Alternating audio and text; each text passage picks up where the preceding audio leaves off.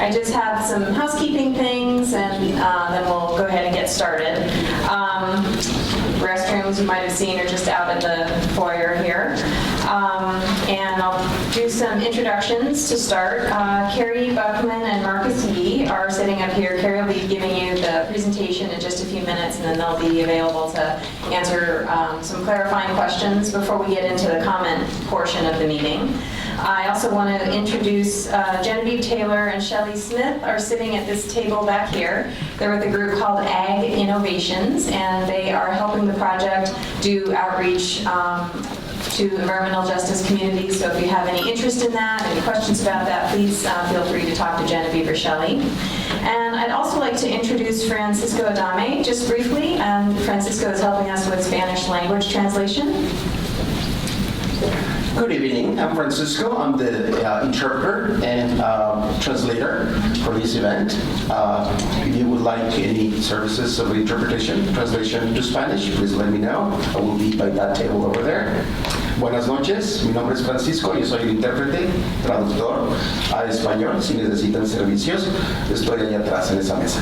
Gracias. Thank you. Okay, in terms of format, Carrie will be giving a very brief presentation, and then we'll transition to some clarifying questions. This would be things that you need clarified with regard to anything that's in the presentation, anything that you've read maybe in the notice of preparation. We really want to try to preserve as much time as we can for the comments. I have quite a few speaker cards already, and so I want to make sure that we save as much time as we can for that portion of the meeting. A couple other things I wanted to mention is that the PowerPoint that you're going to see tonight is available on the website, so if you wanted to take a look at it, that would be the place to do it. Don't feel like you need to snap photos of it, because it is available online. And then I also wanted to mention that we recently posted a SEQA, California Environmental Quality Act backgrounder, sort of a 101 video. It's about 18 minutes, but California Environmental Quality Act is pretty complicated, but we thought that that might be a helpful little primer on what the Act is about, how it relates to this project. So hopefully you find that helpful. A couple other things to mention. We are audio recording the meeting, and we also have a court reporter here, and so she'll be helping to take all the comments so that we get those into the record. And the last thing is that all of the materials that we have on the table out here are also available on our website. So if for some reason you wanted to see that again or print off copies or something, it's all available on the website. So I think with that, we're going to go ahead and begin with Carrie's presentation. Good evening. My name is Carrie Buckman, and I'm with the Department of Water Resources. DWR is the lead agency under the California Environmental Quality Act, or SEQA. So we are leading the analysis of potential environmental effects of the Delta Conveyance project. And so we're here today to discuss the scope of that analysis. First, what is CEQA? The California Environmental Quality Act is an interdisciplinary framework for state and local agency decision-making regarding environmental impacts. An EIR is the appropriate CEQA document for a project that has the potential for significant environmental impacts.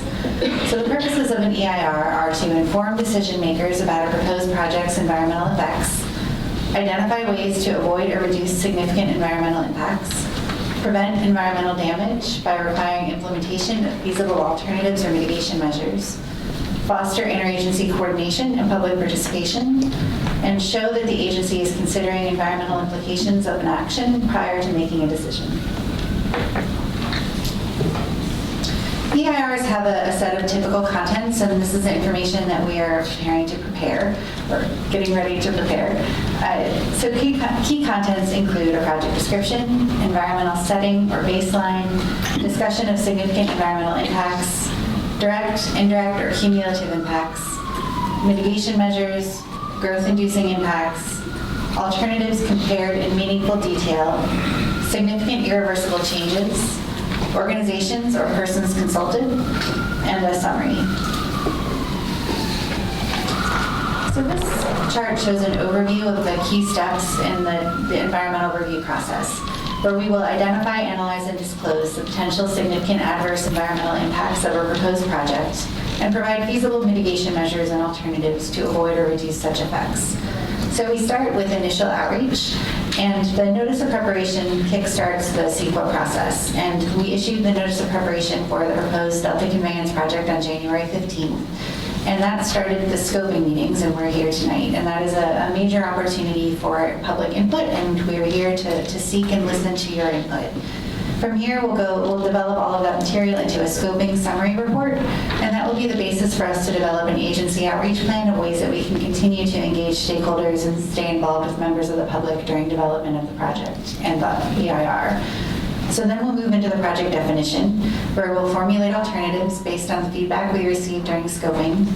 We will further define the project. We'll develop technical reports that provide more technical detail about some of the potential effects, and then we'll combine that into an impact and mitigation analysis, and that material will become part of the draft EIR, which is the third line on this chart. So the draft EIR will document all of the work up to this point, and it will be available for public review. And so if you see the two orange boxes on this row really highlight again another major opportunity for public involvement, both to review the draft and also to attend additional public hearings and ask questions and provide feedback on that draft. After the draft, we'll move into the phase where we develop a final EIR. So we'll respond to comments and address them as appropriate in the EIR, and use that to develop a final EIR, and then finally a notice of determination, which documents a decision on how to proceed. So a little bit of background on the notice of preparation. Many of you probably know that in July of 2017, DWR approved a 2-tunnel conveyance project called California Water Fix. And then in February 2019, Governor Newsom announced his support for a single-tunnel conveyance project. And that was followed in April with an executive order from the governor directing DWR to assess planning for a single-tunnel project. So based on that direction, in May, DWR withdrew all California Water Fix approval and environmental compliance documentation. At that point, all planning on California Water Fix ceased. So this new effort is a new and different project. The governor did direct us to use information where available, but we are starting a new planning effort. And so in January of 2020, the state released the draft water resilience portfolio, and DWR issued an NOP for a proposed single tunnel project.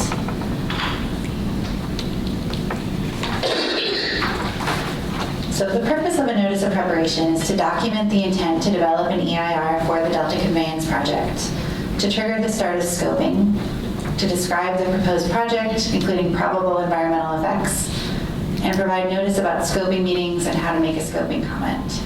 And one thing I wanted to highlight is that it does include a description of a proposed project, and sometimes people think that means that DWR has made a decision on what to implement. But CEQA requires us to include a description of a proposed project as the basis for people to review and understand how to comment. So this is a starting point. This is not a decision document. This does not represent a decision. If you remember the chart I showed a couple pages ago, the decision comes at the very end with the notice of determination. This is a starting point. So the purpose of scoping is to provide an opportunity for responsible and trustee agencies, other public agencies, tribes, and the general public to comment on locations, corridors, capacities, and operations of new conveyance facilities to evaluate in the EIR, alternatives to evaluate in the EIR, impacts and mitigation to evaluate in the EIR, and other issues the lead agency should consider for the EIR. The notice of preparation contents include a description of the proposed project objectives, proposed project area, and proposed project facilities. And my next few slides will walk through each of those in more detail. The purpose and objectives reflect the fundamental reasons that DWR is considering this project.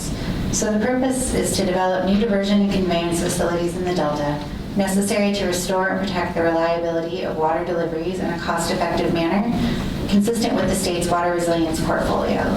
And we have several objectives that further that concept, and that they are to address sea level rise and climate change, minimize water supply disruption due to seismic risk, protect water supply reliability, and provide operational flexibility to improve aquatic conditions. So this slide shows a map of the proposed project area that's also included in the NOP. So the areas in the proposed project include waterways upstream from the Delta, the statutory delta where there could be construction efforts associated with the proposed project. The only construction would be in that middle area, and then potential south of delta areas where water could be received through this project. And that would include the green areas, which would be state water project contractors, and potentially the yellow areas, which are Central Valley project contractors. So this map is also in the notice of preparation. This is the proposed project facilities. So the facilities would include 2 intakes on the Sacramento River. The map shows 3 potential intakes, but we would select 2 of those. Then tunnel reaches to connect that area down to the South Delta. 4 bays, potentially one in the middle and one at the end of the tunnel to help regulate flows within the tunnel. A pumping plant to pump water out of the tunnel into the 4 bay, and conveyance facilities to connect to the existing South Delta pumping plants. The NOP includes options for 2 corridors. We are only looking at 1 tunnel. We would not be constructing on both, but we are considering 2 potential corridor options. So one in the yellow is similar to what was in California Water Fix historically, and then we're also looking at one a little further to the east to help evaluate trade-offs and impacts. We do not have a preference between the 2. For capacity, we are looking at 6,000 CFS or cubic feet per second, combined between 2 intakes of 3,000 CFS each. In the NOP, we identified that we will likely look at alternatives between 3,000 and 7,500 CFS, but that decision will be made as part of the alternatives formulation process after the scoping period.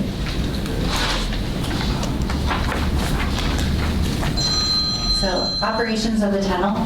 A new diversion facility would be operated together with the existing South Delta pumping plants. This facility would not replace the existing South Delta diversions. They would be operated together. Operations would increase DWR's ability to capture water during high flows. The initial operating criteria would be formulated as part of the SEQA project development to assess impacts and mitigation, but we do want to acknowledge that the final project operations would be determined after permitting, where there may be additional restrictions imposed.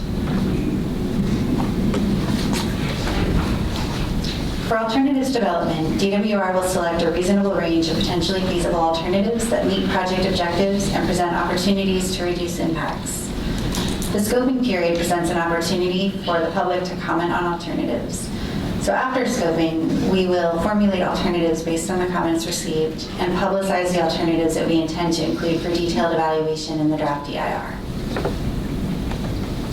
So as we mentioned, the most important thing tonight is to hear from you, and so there are a number of ways to comment. Comments are due on March 20th, so you can comment electronically by email, or we have a form on our website where you can enter your comments. You can also mail your comments in. We have a comment form available that has the address on it, or you can comment tonight at the public meeting. Verbal comments will be captured by the court reporter and entered into the record. You can also comment in writing here tonight, and we'll take that and add it to the record as well. Following the close of the scoping period, we'll consider all input received and we'll issue a scoping report to document the process and common themes that we've heard during scoping. The comments received during scoping will help inform DWR in developing alternatives and conducting impact analyses. So this is a list of our scoping meetings. Tonight is meeting 5 of 8. So we've been to Sacramento, Los Angeles, Walnut Grove, and San Jose. We have added a meeting, for those of you who might have seen this earlier, so we added a Reading meeting on March 2nd. So ways to stay informed. Our website is a really good way to stay informed, and probably the best way to know when things are updated is to sign up for our email blast, and the sign up is on our website. We send out regular updates about the project that way. You can also call our project hotline, or check our Twitter account, or email us at our project email. So I think with that, it is question time. Okay, so for folks that may have missed my little spiel in the beginning, we are going to allow some time for some clarifying questions. So these would be questions about Carrie's presentation or about the NOP or about the process. We're going to try to keep the question time to a minimum, though, because I do have a pretty big stack of cards. I want to make sure we get through everybody and have enough time for those verbal comments. Just another thing about the comments, though, is that We are going to limit it to 3 minutes. In some other meetings, we haven't had that many comment speaker cards, and so we've been able to extend the time. I think tonight we're going to have to stick to the 3 because I do have so many. If for some reason people are able to get through their comments, we have time at the end, feel free to give me another card and come back up and speak again. We're also not, I should mention this before, I had a question at another meeting about taking somebody else's time. Like, can I have my wife's time, and that would be a total of 6 minutes, and we're just not going to do it that way. Everybody gets their own 3 minutes, and we'll just try to get through as much as we can. So with that, Annie is sitting right here in the front, and she has the microphone. I will call you up for your comments, but for this question part, if you just stand up in the middle, and Annie will give you the microphone, and we'll do the questions that way. So does anybody have any questions? Annie, right next to you. Yeah. Hi, my name is Julia Raposa, and I'm with Sustainable Stockton, and I wanted to know what other sources of water have you considered beside the Delta? So, I'm sorry, can you hear? Can you stand up? Yes. Sure, because they can't, because I'm Oh, blocking. yeah, this is an interesting layout, Yeah. isn't it? So that sounds a little bit like a suggestion for alternatives to me. We really are looking for ideas of other suggestions. So if there are places and things that you think we should consider, we would really encourage you to submit those in your scope and comments. So you haven't considered, I take it that means you don't have any other ideas? Well, what we've put out is a proposed project that identifies the project that is the basis for our analysis, and we're looking for other ideas that we're collecting. We may add to those based on our own technical understanding, but right now we're looking at a proposed project. Can we have people hold the mic a little closer to the mouth? Sure. On both of them. And project. Okay. And the speakers stand up. Yeah, so if you have a question, maybe Barbara, just come up, stand up and come up, yeah, and then hold the mic real close so that everybody can hear. Thank you for coming to Stockton. Thank you for the series of meetings you've done. You have the map up, figure 2 of the NOP. The project runs from Trinity County to the Mexican border. If that's the total impacted area of the project, I'm curious why there isn't a scoping meeting in Trinity, because it takes 2 to 3 hours to get from Trinity County to Reading. Why isn't there a scoping meeting in San Diego, where you have ratepayers paying the highest rates of water in the state? And why weren't there scoping meetings for East LA, Compton, South Central LA, Maywood, Downey, and Paramount, our other environmental justice brothers and sisters in California? So we selected scoping meetings based on locations where people expressed interest in having a scoping meeting, based on availability of spaces that were large enough to accommodate, and based on histories of where people have come and participated in the meetings. So we tried to get a pretty broad representation. We did receive comments that we were missing areas to the north, so we added that Reading meeting to try to address that concern. For the environmental justice community specifically, we're really interested in trying to reach out to communities in ways that are easy for them, and we recognize that coming to scoping meetings isn't always easy for people. So that's what the Ag Innovations folks are trying to figure out, ways where we can go to their meetings or do things in a way that is as easy as possible for people to help make comments. Other questions?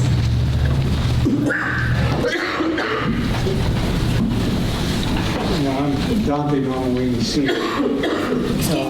I'm not sure I heard Wait a moment, can I have your name again, please? Sorry. Dante John Mamo Sr. Thank you. Did I hear you correctly that you're going to consider alternatives that don't include a tunnel? So at the moment, we're looking for alternatives. So if you have a preference about an alternative specifically that doesn't include a tunnel, please submit that as part of your scope and comments. Other questions? My name is Dave Fries. I'm with San Joaquin Audubon. I know in the water fix scenario, Governor Brown set it up so that there would be no public money, only ratepayer money to pay for the project. Therefore, there could be no statewide vote. Is this project set the same way? This is a beneficiary pays project, so those that receive the water would pay for it. So Metropolitan Water is paying for your salary now, is that right? So right now, that is being paid for by the water contractors that may receive water. Thank you. Other questions? Okay.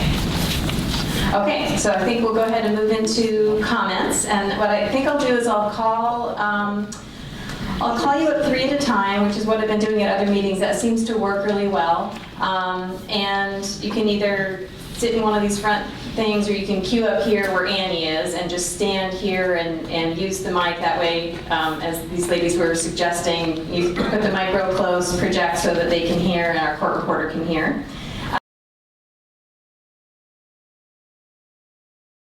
So we'll do 3 at a time. So I have Nicholas Hatton, Martha Valdez, and David Scatena. And I apologize now if, right there. I apologize now if I mispronounce your name. Zip your zipper. Thank you. Well, I thought this was about water, no? Well done. Clean water. Clean water. And, oh, sorry, and then this will be your timer, yeah.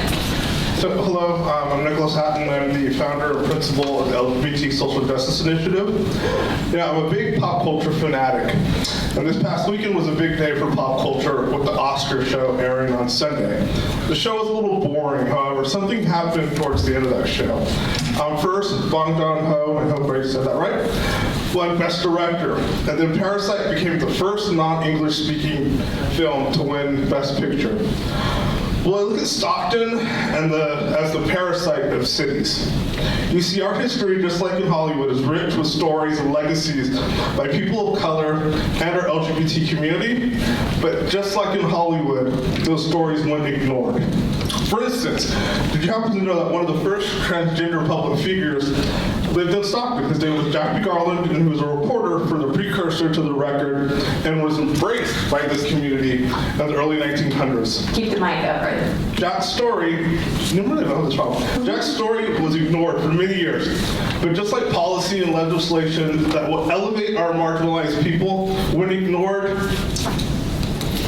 these today we're facing once again. Well, let's just go back. Unlike those times, we're here to say enough. And unlike the members of the Academy, we have science as a tool to guide us through this process. Please be mindful that the direction that we go through has greater impact on people of color and our LGBT people and the people of South Stockton.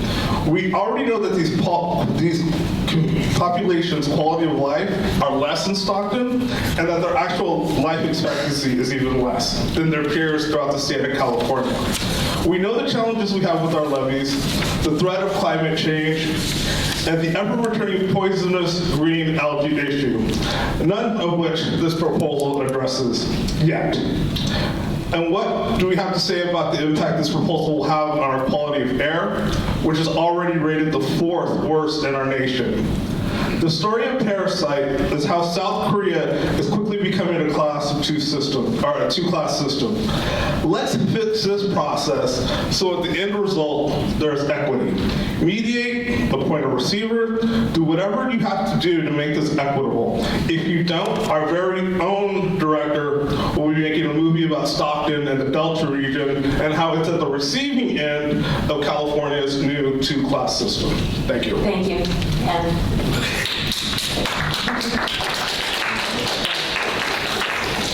I'm Dave Scatena, and I belong to a number of organizations.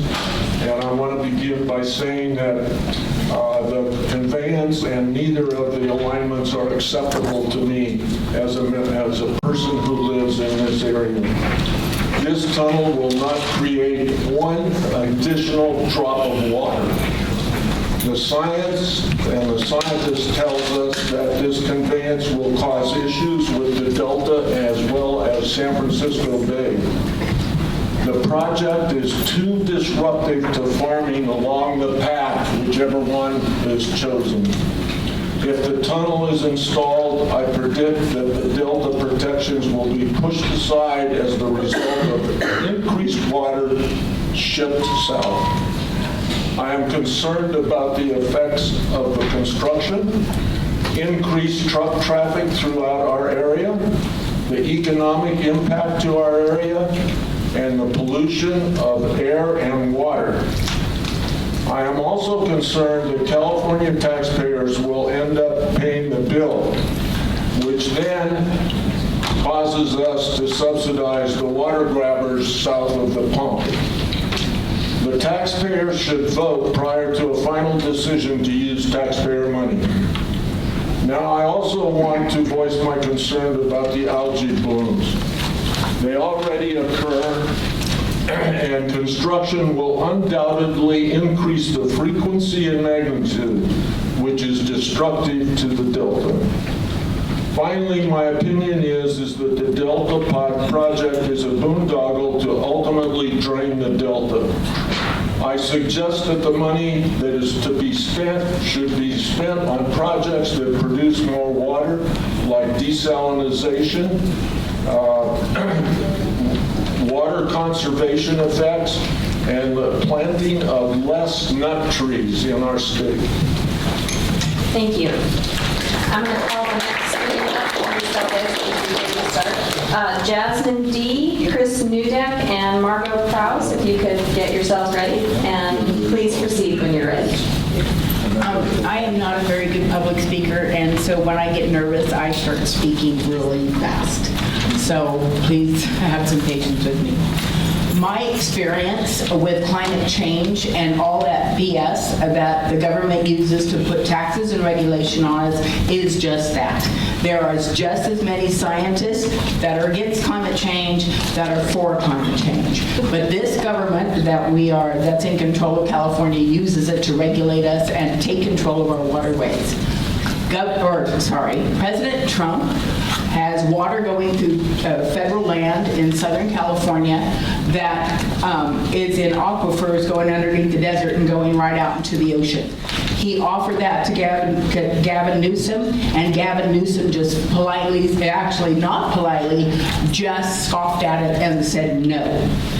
The devastation that you are going to cause to the Delta is going to be unrepairable. And the fact that they made it that the people buying the water are the only ones that are going to vote for it or pay for it, isn't that convenient that the whole state of California is going to be impacted by no more Delta and they don't even get a chance to vote on it? This is a travesty. You are going to cause irreparable damage. I was driving down the Delta last year and I was stuck in traffic because it is a traffic problem, and something caught my eye just out of the corner of my eye, and there were baby otters jumping up and down. It was one of the greatest things I've ever seen. Do you know nobody will ever see that again? How dare you try to take our water and ruin our Delta? And I am so opposed to any of this, and I will fight you all the way. Yeah. Yeah. Now you're talking. Please proceed. Thank you. And she said she was a great speaker, and that was amazing. My name is Jasmine Delafos. Today I'm here to speak really briefly and also to recognize that I'm here to learn and understand more about this process as it develops to ensure that we all do that here in Stockton. I'm a community organizer that works directly with young people around educational equity, juvenile justice work, and other intersectional issues that have oppressed our communities for decades. We recognize that through this process, we want it to be more equitable. I'm here to talk about the collateral damages when we make decisions without understanding the full impacts it can have on our people here in Stockton. And this is not an isolated issue, and we understand that. And we also know that there are deeply other impacts of quality of life that this has on particularly families in South Stockton and in Stockton in the Tunnel. Fails to address that climate change is surrounding these communities. My question to you is, do you want to create an additional layer of barriers for youth that I work with every day who face this that contribute to life expectancies around health outcomes and more? I'm asking that this plan ensures there's equity in the plan that creates, I'm asking that this plan ensures there's more equity in the plan. Otherwise, our community pays the price both environmentally and economically. And lastly, can this all be mitigated? Jesus. Can all these challenges that the tunnel proposed will be included in this process? If not, we run the risk of making this final plan a disaster. We run the risk of this being a disaster. And although I may not understand climate change or do this work by myself, I understand that when I work with young people, these are consequences that it impacts them every single day of our lives, and that when you fail to address young people and all that they're facing, the consequences can be damaging and unrepairable. So I'm opposed to this whole plan, that we must find other alternative ways. And I hope that we can also, like if we look around this room, there's a lot of young people and other people who are not here today, and that we do come back to make sure that those who live in our communities and those who are most impacted are in the part of these conversations. I know that you're here today obviously to do that, but that we do it again, to meet with more folks, and there's people in this room who want to ensure that young people and families that aren't represented in this room today are here at this conversation. Thank you very much. My name is Margot Prouse, and I'm here. I'm a member of Sierra Club, and I came with their email in mind, as well as Restore the Delta. I really appreciate the speaker's comments about the irreparable damage you're doing. For years, California has had a long history of redistributing water away from the valley. Our waterways and our groundwater have been heavily impacted, and we see this constantly.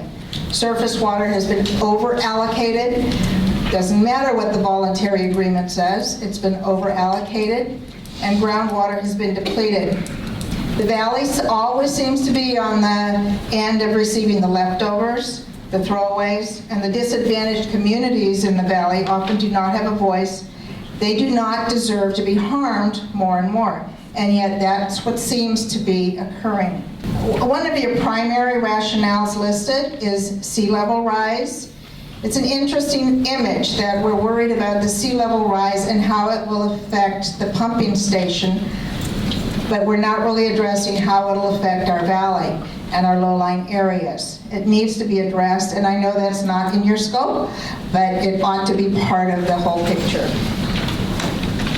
And one of the stated purposes is to minimize the disruption of water delivery south of the Delta that might result from a major earthquake that might cause breaching of Delta levees and the inundation of brackish water into the area of the pumping plants.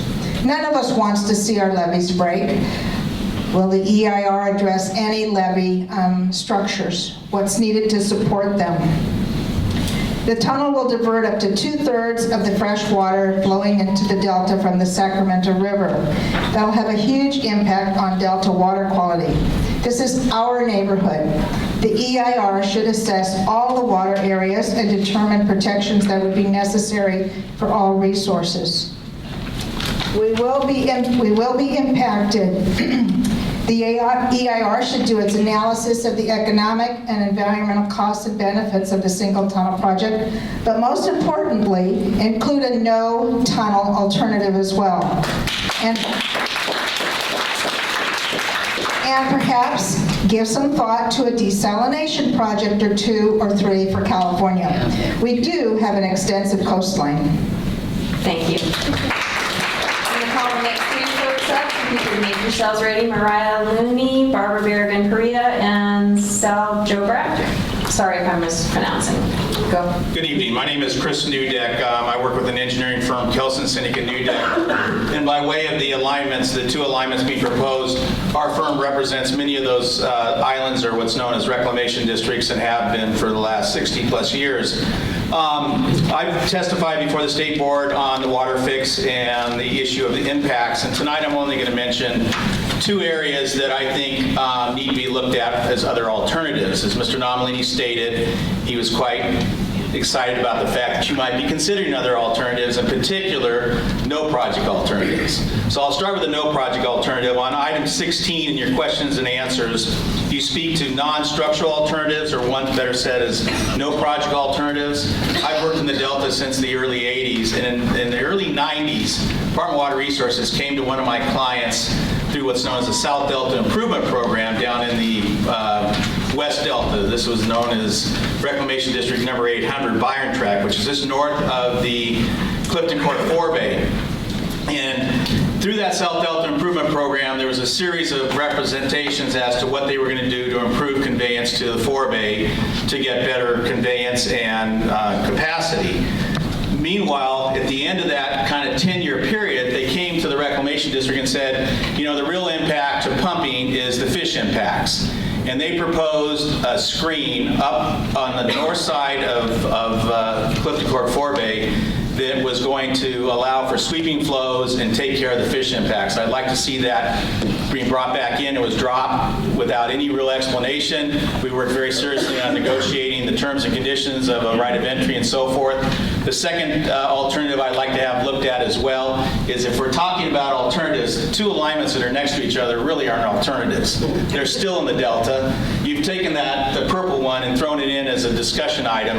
What we really need to do is look outside the delta, maybe look to the west delta. So I'd ask that be considered as well. The delta is a very sensitive area. It's a very severe area when it comes to impacts, and I'd seek to have that done as well. Thank you. Hello again. My name is Mariah Looney, and I'm the campaign coordinator for Restore the Delta. First of all, I'd like to thank you all for coming to Stockton. I'm a born and raised Stocktonian, and my family has been here a long time. I grew up in East Stockton and spent most of my childhood at Giannone Park, which is located in the zip code 95205. For those of you unfamiliar with Stockton, Cal EnviroScreen shows that this zip code is in the 95th percentile for degraded environmental conditions. Unfortunately, this is not an uncommon statistic for Stockton environmental justice communities. Most neighborhoods in South and East Stockton share these degraded environmental conditions.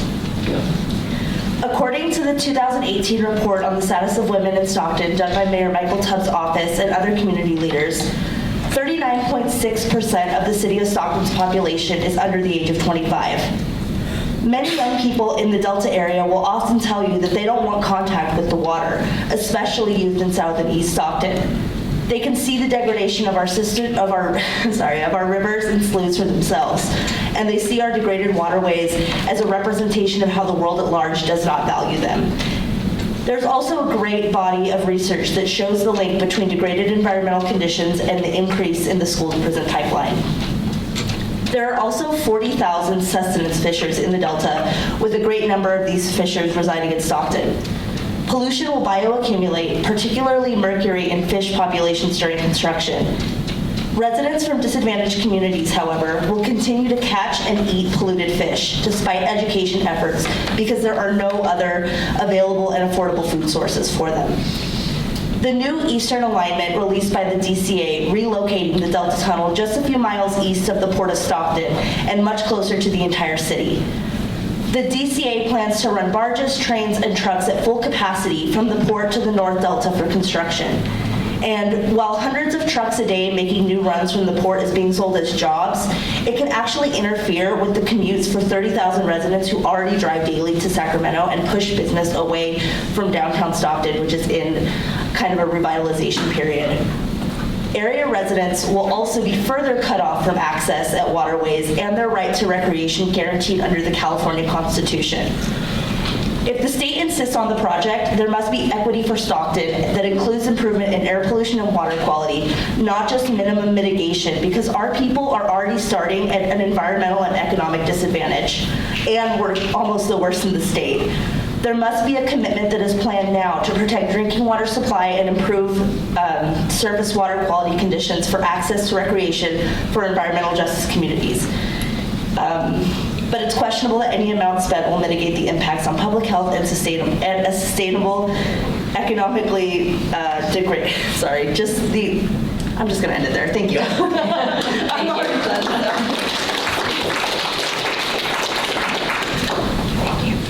Barbara Berrigan, Priya, Restore the Delta.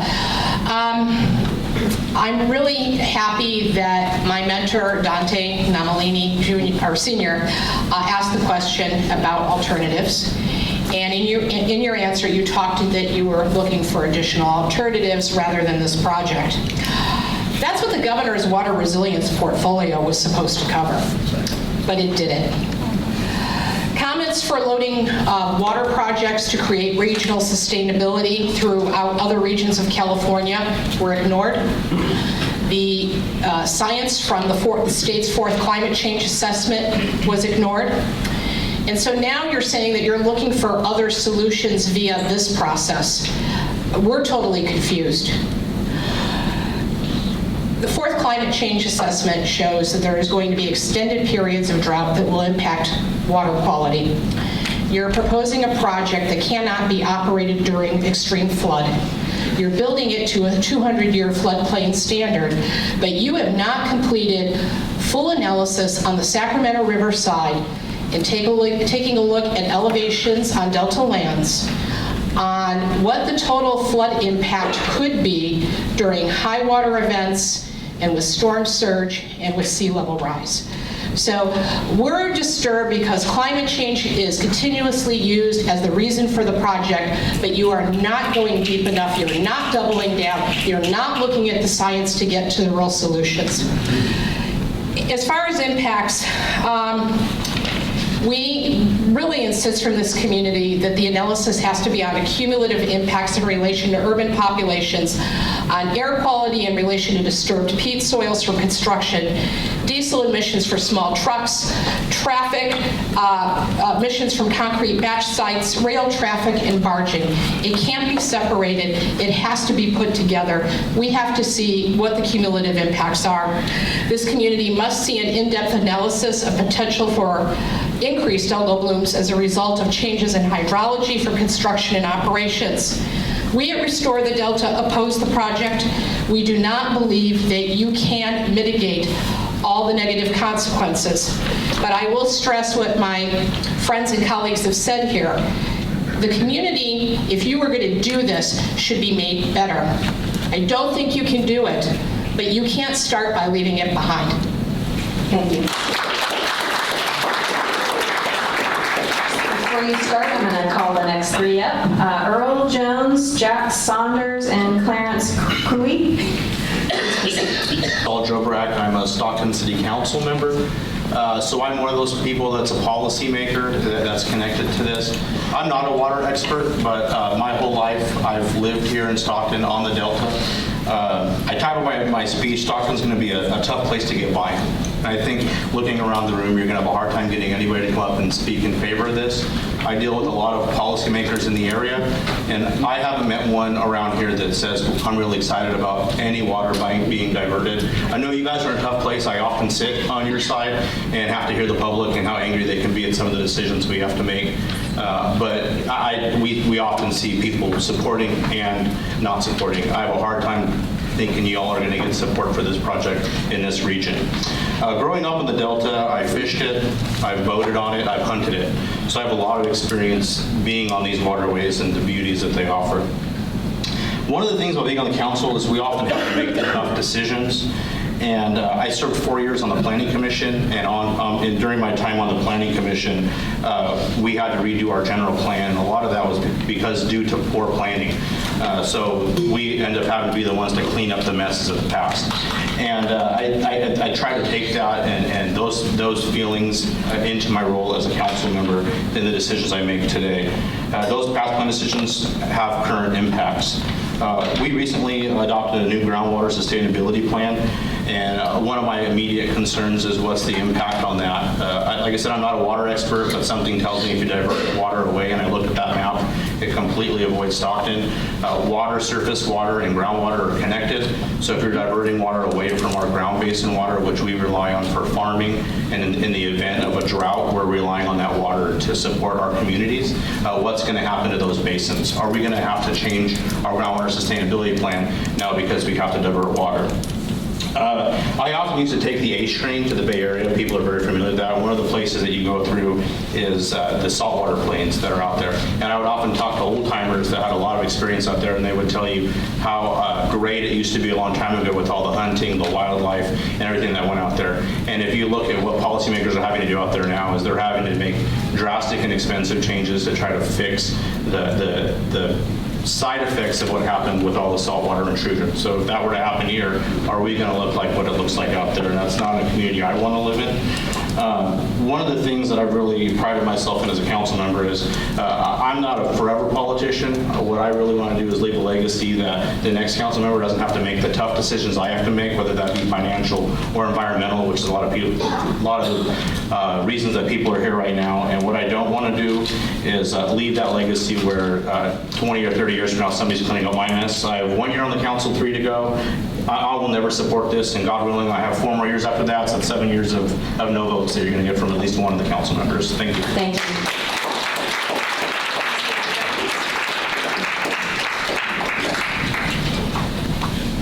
Hello, my name is Earl Jones, and I'm here because Well, you say that you'll be addressing, partly that this project is intended to address climate change. I don't think you're considering it adequately. I further don't think that you're able to consider it adequately at this point, because climate change is an ongoing thing, and we have no idea how far and in what directions it will take us until we see what the planet does or does not decide to do about it. And a tunnel project is going to be a big deal. It's going to cost a lot. It's going to have construction impacts. It's going to damage things as it's built through. And it does no good whatsoever unless it's used, and beyond that, used to a substantial amount of its capacity. And we don't know right now whether that water is going to be there and whether its most efficient, whether the most efficient use of the water that is there is for wasteful agricultural practices and or wasteful residential use. There is one and only one source of water which can be considered reliable at this point. It's called the Pacific Ocean. And when people are ready to face up to the need for large-scale desalination and ready to open their wallets for it, that's when we can get something useful done about water supply. Right now, we're pouring sand on the riptide. I want to see alternatives that are not just no action alternatives. I want to see alternatives that are no diversion alternatives. Thank you.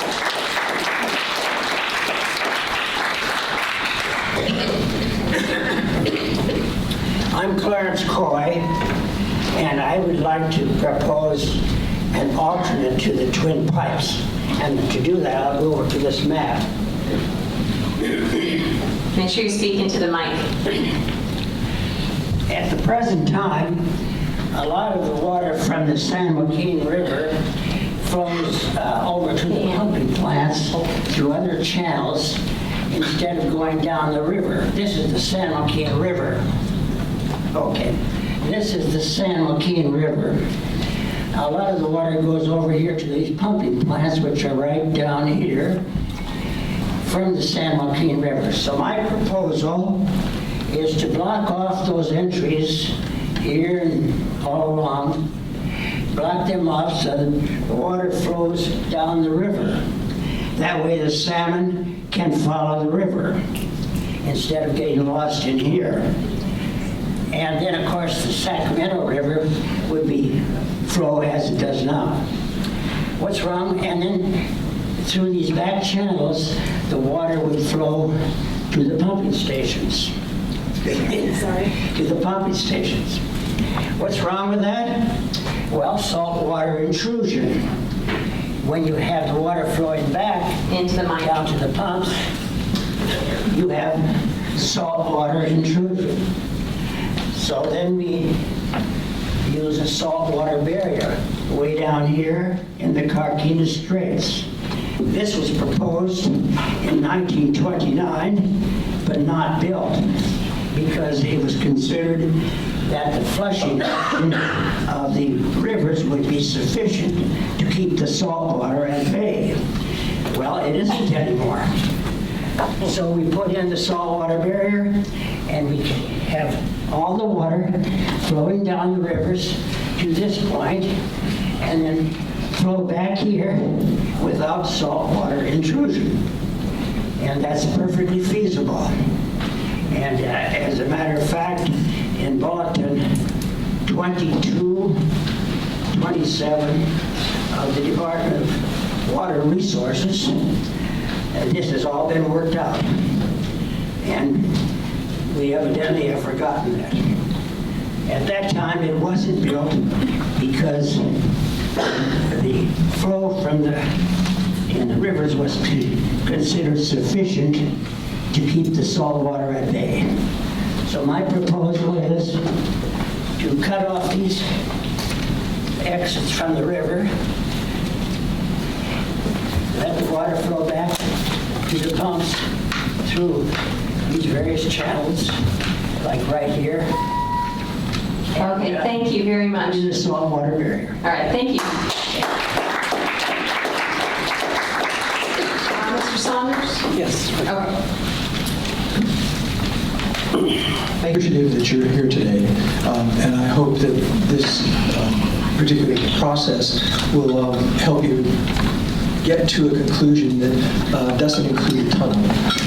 A little bit of history. We're talking about the San Joaquin River. Really, the San Joaquin River's River in name only. The San Joaquin River actually runs south down the valley, and over the years, beginning in the gold rush, water has been diverted just about every place you can imagine. And in doing so, we've created a situation where we've become so dependent on water that we don't have, because we're in drought a third of the time. We've become to depend upon it, and we've gotten into wars. And you're certainly all familiar with the water wars that have gone on in California. Well, unfortunately, the Delta has been one of the prime targets of all of those wars, and we've allocated more water to more people than exists or ever will exist. And in doing so, we've degraded the Delta tremendously. And actually, even thinking about draining more water from the Delta is, in my opinion, insanity, because there's no more water to give you. There just really isn't. And I'm, like I said, I'm happy to have you here, but I'm a little bit suspicious, especially since we went through the water fix, which was a fix, in my opinion. And I think that we're going to be watching to see what happens. And some person who was up here before me, or up here a minute ago anyway, said that probably you're not going to find a very good reception here in this area, because it's just happened to us so many times. We've had to fight so many battles to maintain the water that should be flowing through the Delta. And I'm constantly reading about people who are saying all of this water is getting wasted going out through the Delta into the ocean. Well, the fact is that's what makes our environment work, but it's not working anywhere near as well as it should, because we're having chemicals spewed into the Delta. We're going to have more flowing down the San Joaquin River because of some policies that have been initiated that are going to harm the Delta even more. So continuing to take water out of the Delta is just a no-go for me, and I'm pretty sure it is for everybody else in this room. Although I don't speak for everybody else. There are alternatives, and Restore the Delta has been in the forefront of bringing those to the attention of individuals who are thinking about water, but they get ignored fairly quickly. And in my opinion, I'm tired of the grabs going on. I mean, when you look at where the water is going to go, why the water is being treated the way it is, it all has to do with money. And there are agencies that basically have to do what they're told to do to keep your jobs and so forth. And so there are not farmers, but big ag, I guess I want to say, and developers who would really like to get their hands on this water. What we know is that there's some land that's going to be taken out of farming, but they're still going to get the same amount of water. So what's going to happen is a great deal for them. They're going to be able to sell it at the market price, and we're going to be subsidizing all that. So anyway, I'm glad you're here. We're going to be keeping an eye on you, and I hope that it never happens. Thank you. Brandon Dawson, Dante Giannolini, and Julia Raposa. If you could come up.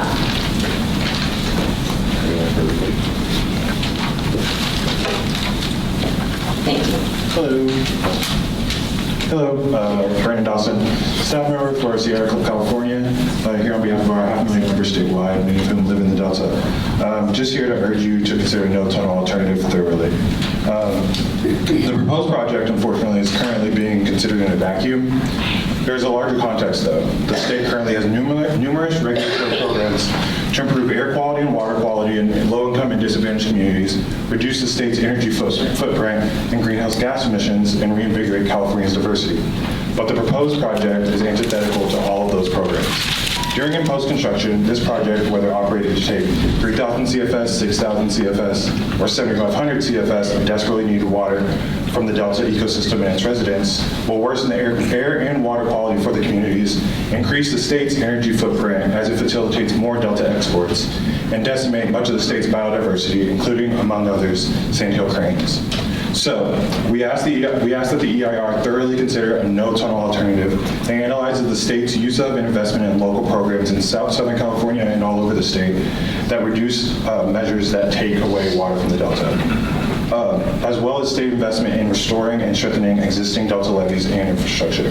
Whether or not the tunnel gets built, those projects need to get done for the safety of the Delta communities and the ecosystem. Thank you. Thank you. You are. Thank you very much, Atante John Nomalini again. This is almost 51 years that I've been dealing with the same subject, going through at least 3 versions of these types of meetings and hearings. The Delta project as proposed will clearly destroy the Delta. I mean, there's no question about it. We cannot sustain 10 years of a construction project going through the interior of the Delta. Could you speak into the mic? Our wildlife is going to be totally devastated by the activity. Our farming and the traffic is going to be terrible. And of course, the worst thing would be to take too much water out of the Delta. Now, the projects have been operating for 70 years, running water through the channels of the Delta. The problem is developed to try and take more water than the system can provide.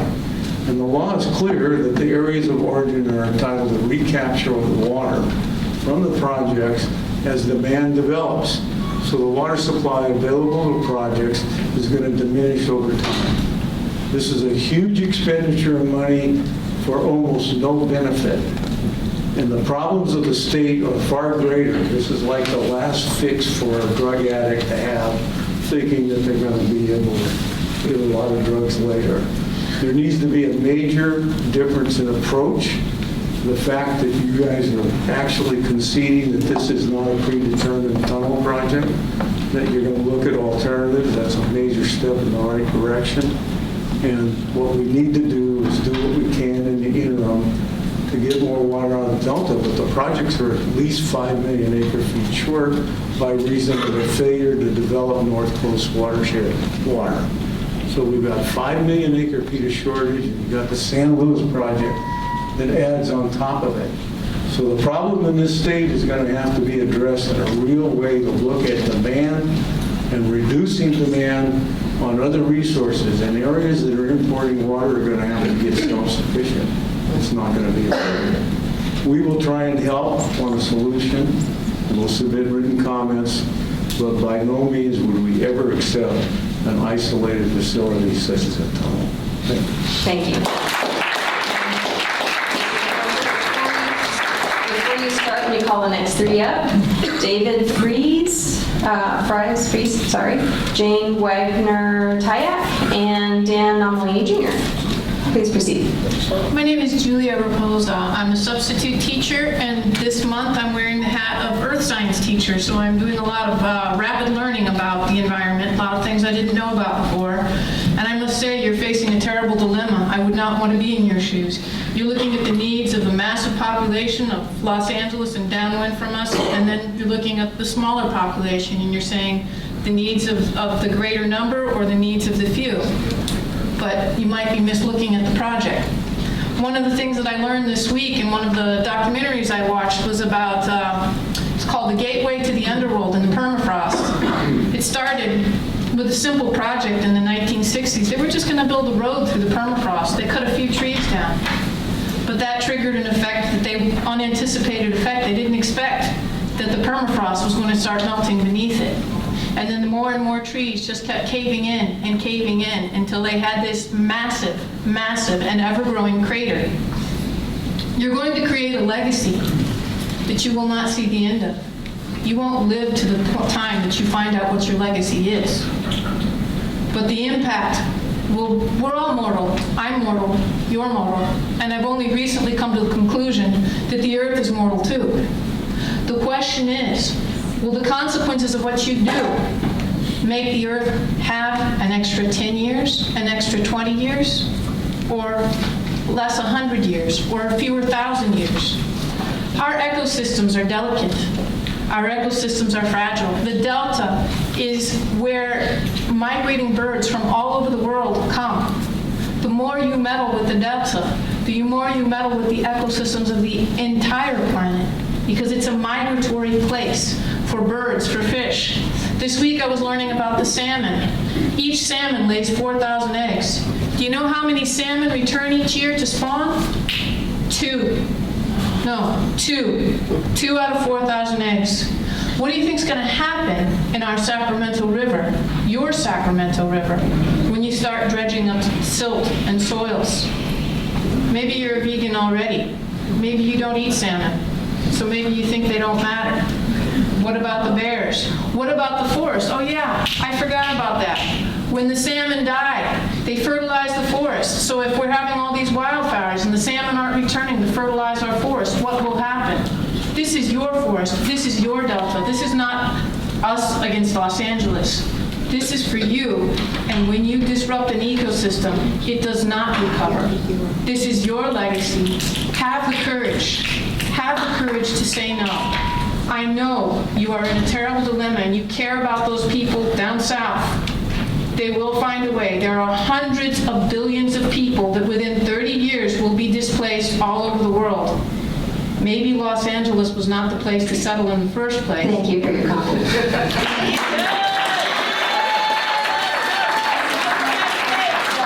Oh, and thank you. My name is David Fries. I'm the Conservation Chair for the San Joaquin Audubon Society. And the Audubon Society submits the following concerns relative to the construction of a single tunnel water conveyance structure through the heart of our Sacramento-San Joaquin Delta. First of all, there needs to be protection for all the bird species there. The project proponents cannot rely on the California Natural Diversity Database to determine whether species are present. Thorough surveys must be done before the project design is determined and the EIR is written, so that the habitats, so that full cost and extent of the destruction and or disruption of the bird species and the habitats on which they are dependent for their survival can be evaluated, and they can be avoided, and they could have to be mitigated before construction can start. This is especially necessary for all species that are endangered, protected, and are listed as species of special concern, and there's a number of them in the Delta. Humans have the right under the public trust doctrine to observe and enjoy wildlife and natural beauty of the Delta. The wildlife habitat is a recognized beneficial use under the Bay Delta Water Quality Control Plan. Access and quality of individual use of the Delta for fishing, boating, bird watching, hiking, photography, or just watching a sunset is guaranteed. This must include impacts on travel by road or by water caused by truck and barge traffic, or other disruptions caused by construction and operation activities related to the project. Impacts by climate change must be considered at least to the year 2100. To avoid decimation of endangered species and threatened bird population, mitigation for lost habitat must be completed and proven effective before construction can start. Birds that have their habitat taken away can't wait 10 years for the new habitat to be constructed. A couple more quick things. The Delta Reform Act mandates that flow criteria for survival of the Delta must be determined before the Water Board approves potential operation of a new conveyance system. The Delta Reform Act also mandates the best available science be used in the design and operation of a conveyance project. Monitoring programs must be established and functional before construction starts. And then full transparency for the project planning, construction, and operation must be observed.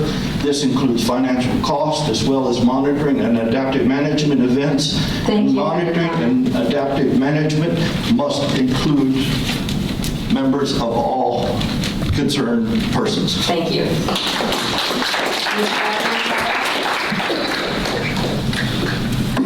Thank you. I'm Jane Wagner-Tyke. I'm a board member of the League of Women Voters of San Joaquin County. I'm also a water program co-director for the League of Women Voters of California. The League of California has long-standing policies supporting non-structural alternatives for water supply in California. With respect to the Delta, these policies align with principles established by the 2009 Delta Reform Act that are now part of the California Water Code and the Public Resources Code. Earlier iterations of the Delta Conveyance Plan, beginning with BDCP and WaterFix, failed to meet the League's criteria for supporting new conveyance infrastructure in the Delta and to conform to established law. Despite the substitution of a single tunnel for 2 tunnels, we do not see important changes in the conveyance plan since 2015. Specifically, we do not see that realistic limits have been placed on the amount of water to be exported, in recognition of the fact that the state has approved at least 5 acre-feet of consumptive water rights claims for every acre-foot of unimpaired flow in the Sacramento and San Joaquin River basins. Under these circumstances, protecting existing supplies consistent with existing water rights is not a sustainable strategy. We do not see that strategies such as water conservation and wastewater reclamation have been employed to the fullest extent possible by export users to minimize reliance on the Delta, as required by the Delta Reform Act. We do not see that high water quality standards will be protected in the Delta and the estuary, or that strong, binding environmental safeguards will protect all in-stream uses. We do not see that the full economic, social, and environmental costs and benefits of the project have been fully assessed for areas of water origin.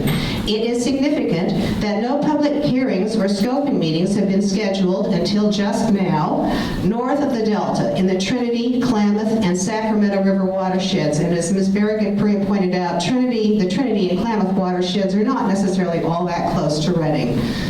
Finally, the League of Women Voters of California has not seen any good faith effort on the part of those promoting Delta conveyance to consider alternatives to conveyance for meeting the state's 21st century water challenges. We hope you're serious about considering real alternatives to conveyance. Before you start, I'm going to call the next 3 folks up. Margie Fries, James McCraw, and Elaine Barrett. Please proceed. Dan Nomalini Jr. I'm with the Central Delta Water Agency. We will be preparing detailed comments, but I'm going to just wing it tonight. We're absolutely opposed to the preferred project. Under no circumstances will we tolerate that. I wanted to just highlight some of the most disturbing things that I see, and the first is the predetermination. I believe you need to have your head has been in the sand if you think the decision has not already been made to build a tunnel. And that's sad because, as we all know, there's a lot of ways that reliability could be improved with the existing system, and that money could be used in a lot better places. So that's unfortunate. And for scoping comments, the game is to design the project objectives so it rules out these other broader solutions. So I would urge you not to do that, but I know you're going to do that. The second thing I want to talk about, the most disturbing thing to me, is the abandonment of maintaining Delta water quality. Right now, as you know, so long as the projects export water from Tracy, they need to keep the entire Delta fresh. because that's where they're pulling their water from. Once you build a physical facility that lets them take the water in the North Delta, you've destroyed that common interest in keeping the Delta fresh. And we can't allow that to happen. We're not going to be able to legally control how they operate that facility. So the goal is to not allow them to physically construct it. Now this has been our fear, that once they construct it, all of a sudden they're going to stop caring about Delta levees, they're going to start changing the water quality criteria. They have the political power to do that, we believe they will. So that was our fear, but now I believe they've taken the gloves off and they're coming out and saying, yes, our plan is to abandon maintaining Delta water quality in the wake of sea level rise. So now they're claiming with sea level rise, there's going to be greater intrusion of salinity, and their solution, as I understand it, and I'm waiting to see how much they admit it, but their solution is not to release more fresh water to keep the Delta fresh, which half a century of laws and promises were made to ensure that they would. Instead, their plan is to take that water that we need to keep the Delta fresh and put it in the tunnel. And so that's devastating to our area, and for the scoping comments, I would request that you explain how not one drop of water will be exported with the tunnel that is needed to maintain adequate Delta water quality. And I would suggest you include alternatives that will ensure that not one drop of water is exported that is needed to maintain adequate Delta water quality. Now, to us, that means you need non-tunnel alternatives, and a lot of them. Thank you. Thank you. Proceed. I need to stand here. Oh. Would that be okay? Oh, okay. Can I use this? Or, yeah, okay, thanks. I'm Marge Fries, representing the San Joaquin County Climate Action Coalition and the Peace and Justice Network.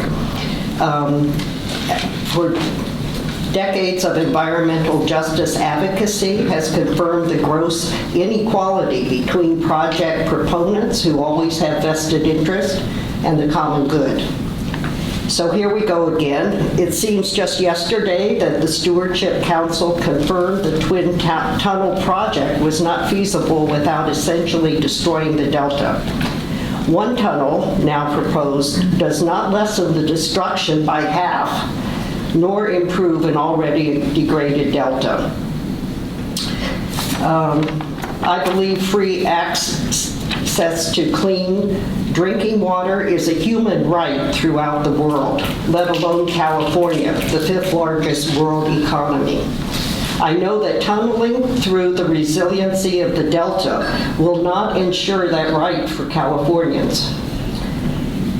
Meanwhile, the last century, the San Joaquin-Sacramento Delta estuary has not benefited from California public trust law, which states its role in protecting navigable waters and waterfronts for the purposes of public use and enjoyment, such as commerce, navigation, fisheries, recreation, and preservation.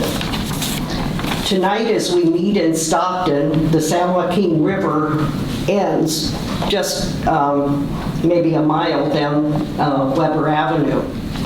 The beautiful and historic San Joaquin water reaches into our downtown, but I urge you not to jump in it on a summer day. It's highly polluted. Unfortunately, we cannot offer our kids and families inexpensive swimming and boating and exploring fun in the downtown waterways. They could get sick, even die, from exposure to green algae. Sucking the purest snowmelt out of the Sacramento River before reaching the Delta and tunneling it south has no benefit to the Delta and our front door.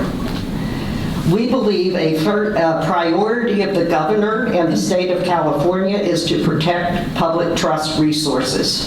The San Francisco Bay Delta and estuary is that resource. We support a no-tunnel alternative. Thanks. Thank you. And Mr. LeBlanc? Hello, everybody. My name is James McCraw.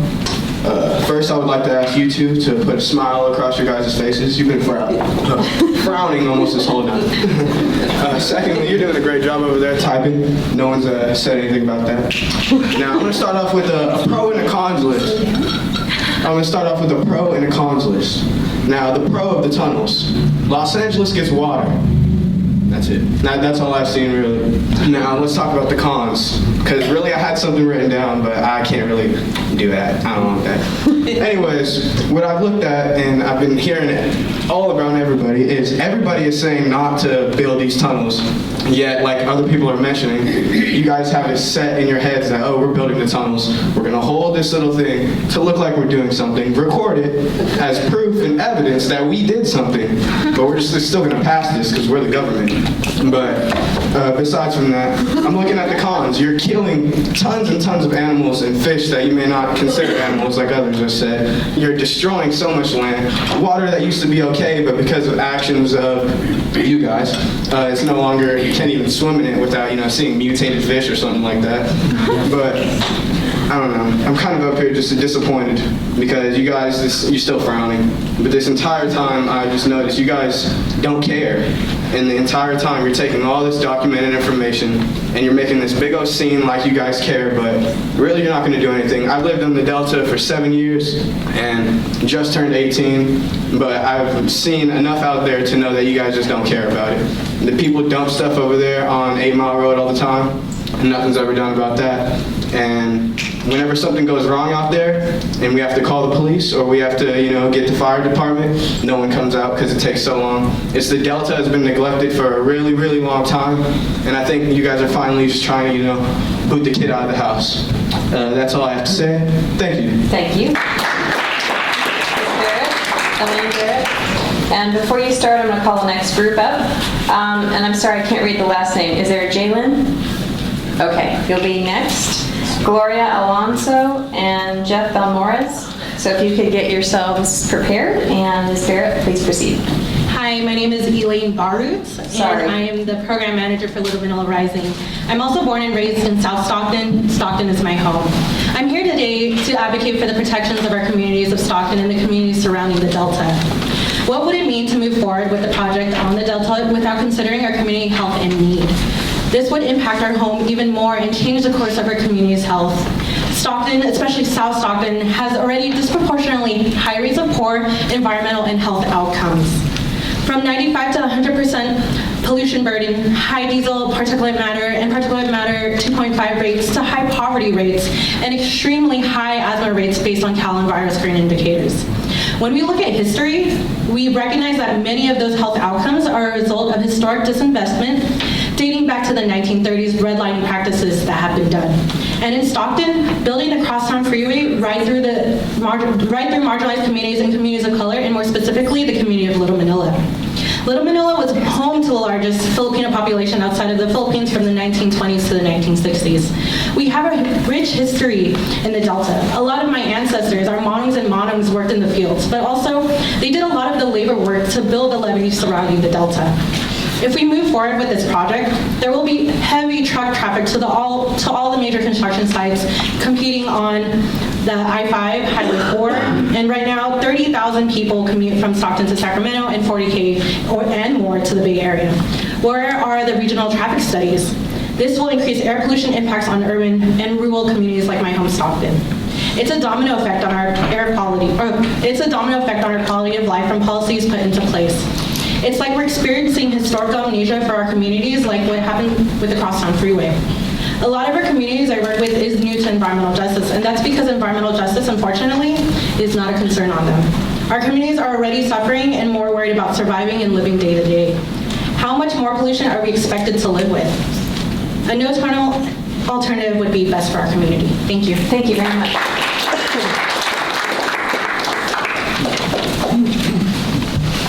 Hello, my name is Jalen Sanidad. I am Filipina and I am only 19 years old.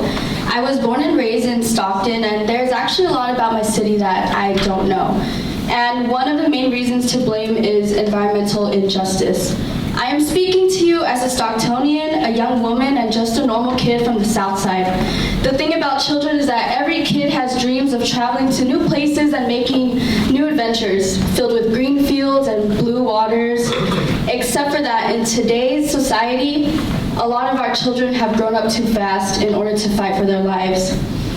Zina Abdul Karim, 18 years old, Muslim environmental activist. Mariana Copenhagen, Little Miss Flint, 13 years old, Black environmental activist. Militza Flaco, 23 years old, environmental activist of the Amazon rainforest. Whoever said that we aren't here hasn't been paying attention. Our youth are ready to go. What we are doing by going forward with these projects is snatching away our children's dreams and hopes. The older generation may be the ones making the decisions now, but we need to remember that it is the youth and our future generations that will be the ones living in your consequences. Children are forced to grow up too fast in order to repair and fix problems that they never even created. But why is that? Just a few days ago, on February 12th, ABC News published a report revolving around Stockton and our opportunities offered to our children. Stockton was ranked amongst one of the worst places with opportunities for our youth. Reporters in the publication state that there is a pattern with Central Valley metro areas and how they are the most vulnerable to poverty. With this project, wouldn't we just be further proving their point and deteriorating our children's lives? It would be a shame, and I would be disappointed for real, if this project were to move forward. Environmental racism and injustice has made its dent in Stockton, our motherlands, for far too long. I am not just a statistic to play with. We're here fighting for our lives. We are nature defending nature, and that's what it is.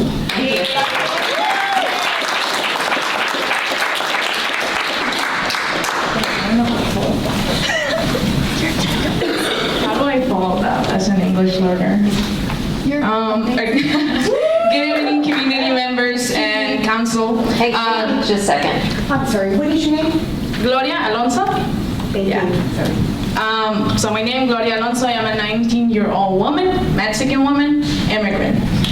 Coming from the south side of Stockton, I am here today as a community member to share my concerns regarding the impacts that the tunnel would have on the city that I call home. I am here to share with you not the numbers, but to remind you that they impact historically marginalized communities. As a daughter of Latino farm workers who work in the Central Valley and who face language barriers, I am a representation of environmental justice communities, those who bear disproportionate environmental impacts and risk from new developments like the tunnel. I am a Delta region resident. I am a person of color and low-income student and family member. I am one of those who live in the quantifiable distress areas, those who you can identify with a zip code, 95206. Those who suffer from air pollution and water quality. Water quality, we don't have that. Those who you can identify, but I, once again, did not come to tell you how my life is shaped by the numbers.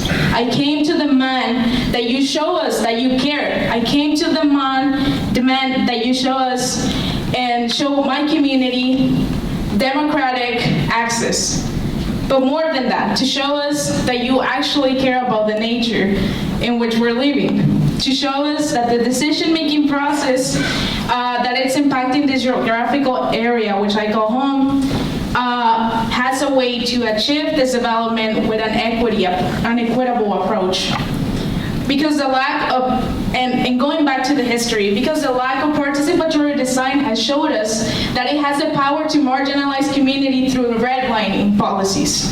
Because today we're here to prevent you from forgetting that without community input, public policy and urban and environmental design has the potential to neglect communities and prevent their access to public spaces.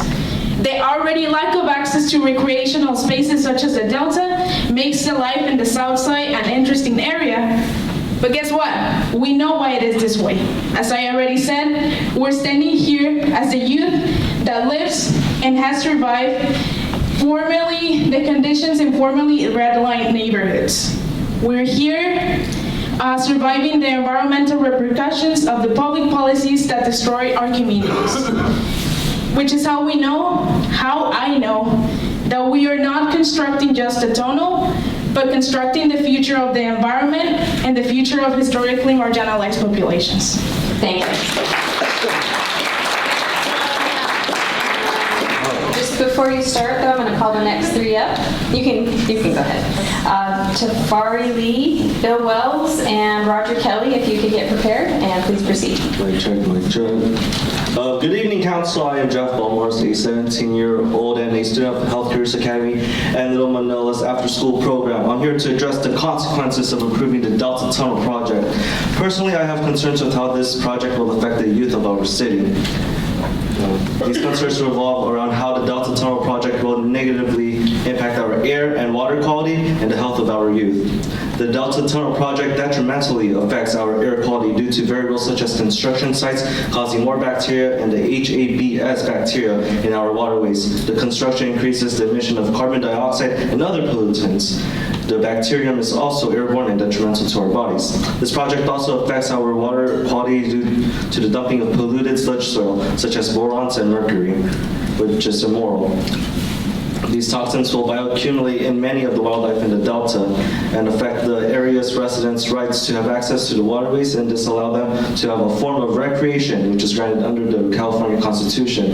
As a result, our health is affected and will stunt our life expectancy, which is 78.6 years, which is short considering that most of us will retire in our 60s. For air pollution, we can easily breathe in toxins and have respiratory problems such as asthma. As for water pollution, the toxins can be transmitted to those who come in contact with the Delta water, drinking tap water, and through seafood that are eaten, such as the fishermen eating the fish in the Delta, and cause illnesses such as diarrhea, cholera, and hepatitis. We should be ashamed if we allow this project to move on. I know that we have family that live near the Delta, and if this project is approved, they would become ill. Many of our water sources come from the Delta. How would we know that the water we drink is safe if this project moves forward? My generation and the generations that come after me will be affected. We won't be able to live as long as we want to live. The generations that come after us will not live that long. We won't be healthy anymore. We will soon become a city of sick people. We don't want to become the next Flint, Michigan. How is poisoning our people benefiting us? Who does this project really benefit? As far as I can see, this project does not benefit us. So therefore I conclude this speech. Whenever you see water, whether you drink, swim, shower, whenever you go outside, think about how this project will affect your loved ones' health. Thank you. Thank you. Tafari Lee. Yes, sir. Hi, my name is Tafari Lee, and as I'm sure you've heard tonight, you've heard all the statistics and you've heard the impacts and the things that can happen. So what I'm going to do is I'm going to talk to you about some possibilities and appeal to your humanity. So I actually visited Lodi Lake for the first time in maybe 2 or 3 years last weekend, and I had found that it was completely dried out. The trees in the area were dying and the grass was starting to dry out, and that is the last thing that I want to happen to the Delta. That is the last thing that I want for Stockton. And with a project like this, as people have told you, no, you're not going to find many people that are going to want to back it. And I personally believe that the money that we're going to use for this and the resources that we're going to be put into this could actually be put into something that could help us and benefit us more locally rather than something that's going to help the people way down in LA and not actually help the people of Stockton. And another thing that I wanted to address was what's going on, the people from the south side and the people who live in the areas, the people whose ancestors helped create these waterways, the people who are currently the people who are not going to benefit from this at all are the people who should be benefiting from it the most. They're the people who their ancestors helped create this waterway. They're the people who are the reason that this waterway exists and it's being drained away from them. If anything, this isn't going to help them. It's going to make it worse for them. It's going to make it harder for them to acquire clean water, and it's going to make it harder for them to acquire water in general. And another possibility, something that I want to talk about, was that how come we never see people really going out onto the Delta, you know? The first time I ever went onto the Delta was probably a few years ago, and I was scared to get into the water because I thought it was going to be dirty. I thought that it was going to be polluted and stuff. And while it wasn't as bad as I thought it would be, if this is the direction that we're going in, it might end up being as bad as I thought it would be. we're going to start seeing less people going onto the delta boating, less people fishing, and the people who are fishing are going to be getting fish from contaminated waters and possibly be eating contaminated meat. The people who rely on fishing, the people who can't really afford to go out and just buy fancy foods, the people who need to fish the most are going to be hurting from this tremendously. So if we were to take like the money and the resources that we were to use for this instead and put it into something to maybe help clean up the delta or make it more appealable to people so that way more people come and more people visit and we have another thing to do in Stockton, something big, something that we can be proud of, something that we can show off and not some waterway that is being drained out to SoCal. Thank you. Thank you.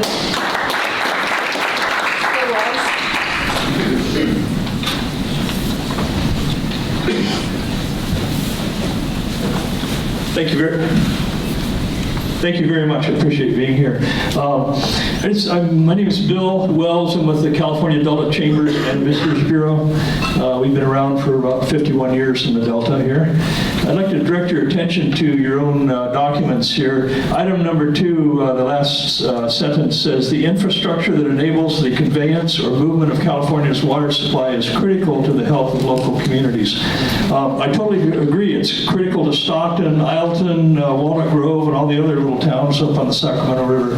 So I think protecting that would be a very good thing to do. Item number 3, why is this project needed? With the intakes in the Southern Delta are only 3 feet above today's mean sea level.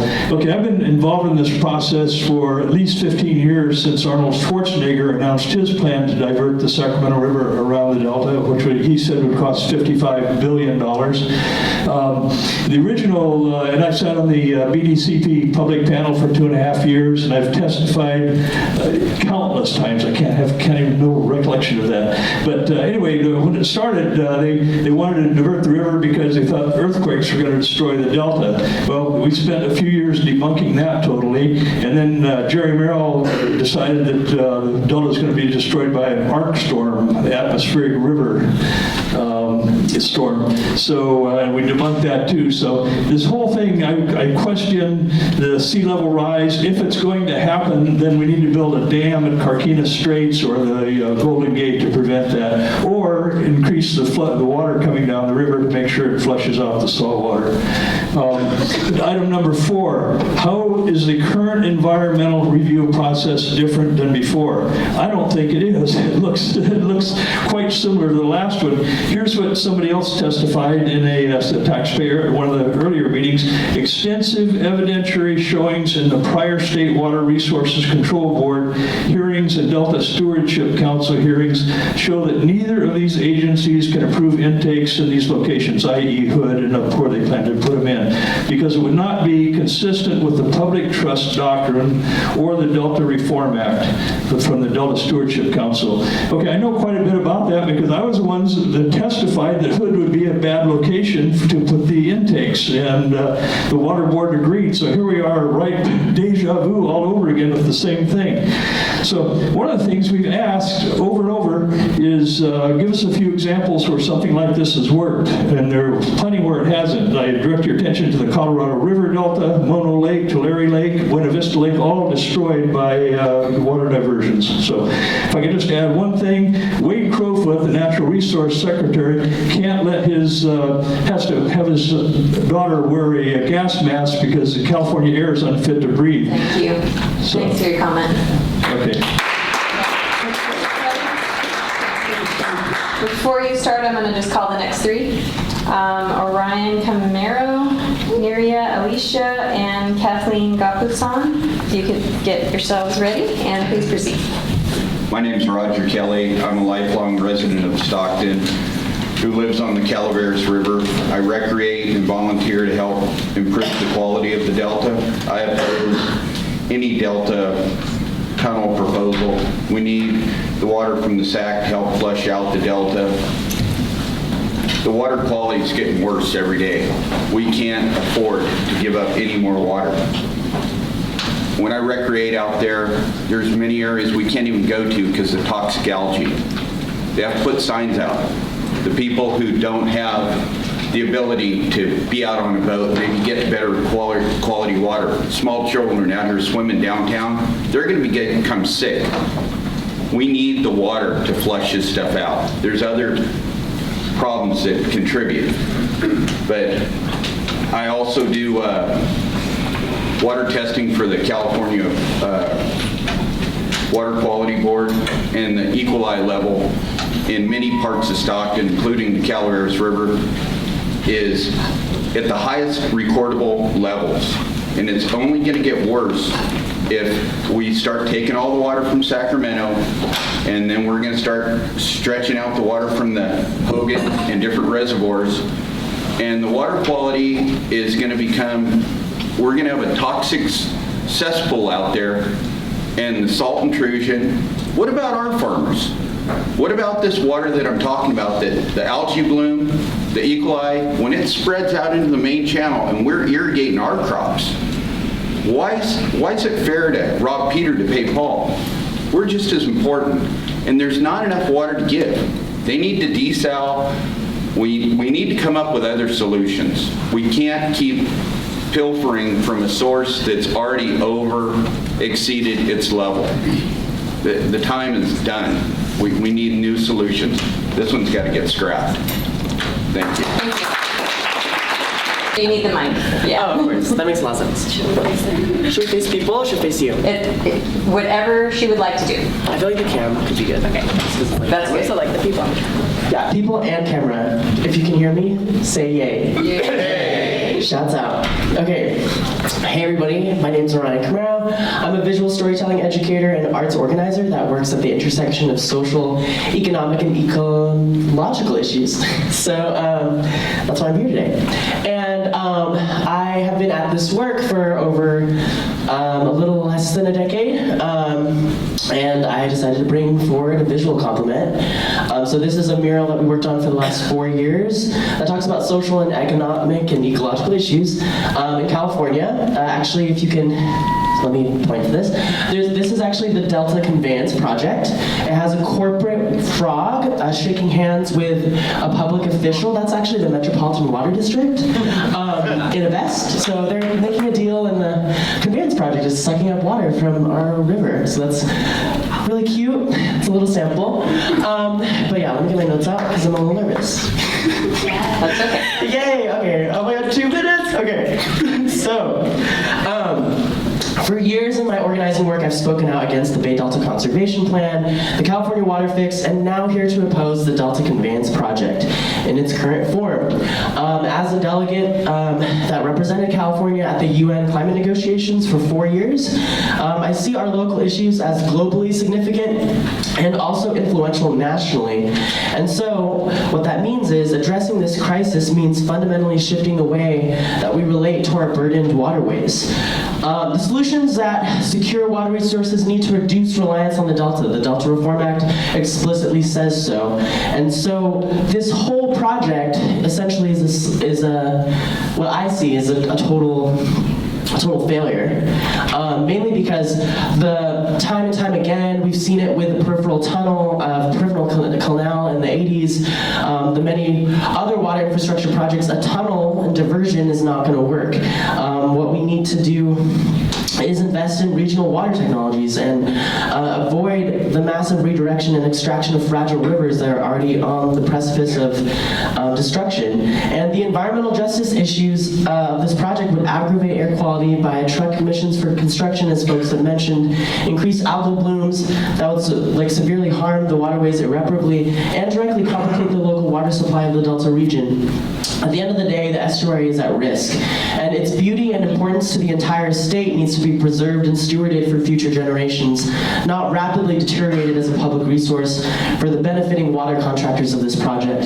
Now, as you can hear from everyone that has spoken, I feel like everyone said a piece of this massive, beautiful mosaic of this community that says no to this project, and that you actually listen to folks that are directly impacted for us to create the solutions. Thanks. Thank you. Is it Neria? Alicia? Yes. I'm sorry. I probably butchered that. That's all right. Okay. Go ahead. So I just want to start by acknowledging the ancestors, the indigenous ancestors on whose land we're gathered here today. I want to give a shout out to Chief County Sisk and the Wintu tribe who've been tireless advocates of protecting their water. I am Nidia Alicia Garcia. I am one of the organizers of the Run for Salmon Prayerful Run, and I've been on that river for the past 5 years praying for that water and seeing all the pollution that goes into there. I'm the great-granddaughter of Maximiliano Miranda, who was probably out here with your grandparents harvesting tomatoes here in Stockton, so it's a pleasure to be back here on these lands. And it's very sad that water continues to be stolen from the northern watersheds for the benefit of big GMO farmers and oil companies that continue to frack. And I have some alternatives for you guys, actually. Why don't you end all fossil fuel projects that are very water intensive down in the southern part of California? Why don't you stop growing GMO crops and actually grow crops that are for that land, you know? And if we could all just be a little more humble, and by all I mean the corporations and the big farmers that are so arrogant and think they can just come into this landscape and destroy it and change it for profit. I mean, who grows water-intensive crops in the desert? Let's not be fooled. This project is a money-making project. There's so much lingo on there about climate change. I want to see the scientific analysis and the scientific studies that prove that this is actually a climate change, because our language from our climate justice movement is being incredibly co-opted, and we're not going to be fooled. And period. And I want everyone in this room to look to your left and look to your right, because this project is not going to happen. And we're sending that message. There's too many people in this room that care about our water and care about our children. I'm an aspiring mother, and I know you guys have children. What are you going to tell your children and your grandchildren when they say, oh, why do I have to learn about salmon next to dinosaur bones? Why do I have to learn about the Delta smell in museums? What were you doing when they were selling our water? And I'm gonna say, you know what? I was standing with hundreds of people that were saying no, with thousands of people, because there's thousands of people that couldn't make it out here tonight. And so I want us to take this opportunity to meet each other, because we're gonna be out there. We're not gonna let this project go through. Am I right? Yes! And lastly, I wanna sing a song, because this is how we stay strong in this movement to protect our Mother Earth. And I want you to sing it with me. Of course. When your daughter's thirsty and the river's dry, and there's no blue left in the sacred sky, it will be too late to try. When you're on the wrong side, now's the time to turn the tide. Now's the time to turn the tide. Thank you. Now's the time to turn the tide. Is there Kathleen?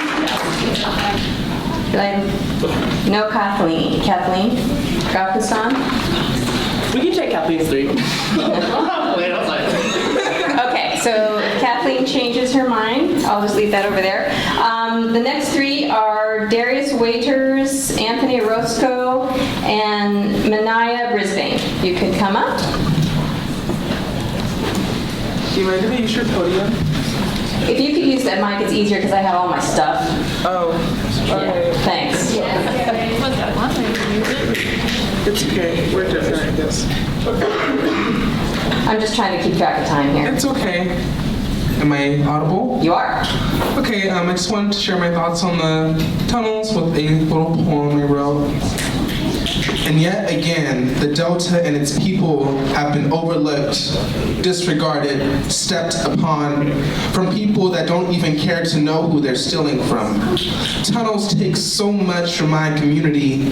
Youth from schools into prisons, fathers into jails, our familiar resources and welfare, our hope for a brighter future. and now the water right from the tips of our tongue. Minority cultures have always been parched. Why do you think we learn to rain dance? Why do you think our throats are cracked and dried, screaming for equity and the right to be heard? Do the greedy possess no ears, no heart? When you pollute the environment the people live in, you pollute the people in the environment.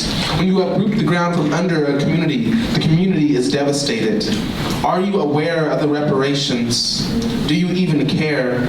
You think we don't see your thirst? You can ignore the science, but you cannot ignore us. We are not fools. We know a parched tongue when we see one. We know a dry mouth when we see one. If you take our water, you take us with you. You should fear the floods that Stocktonians know how to make. If it is water you wish for, then I offer you the sweat and tears of our humble, struggling city. You will drown in our protests, be taken by the wave of our beating hearts. What is your thirst and greed to a community that will fight for the only thing that it has left? Thank you. My name is Anthony Orozco, and like him, I'm just gonna do a poem. Yes. I've been a South Stockton native for 22 years.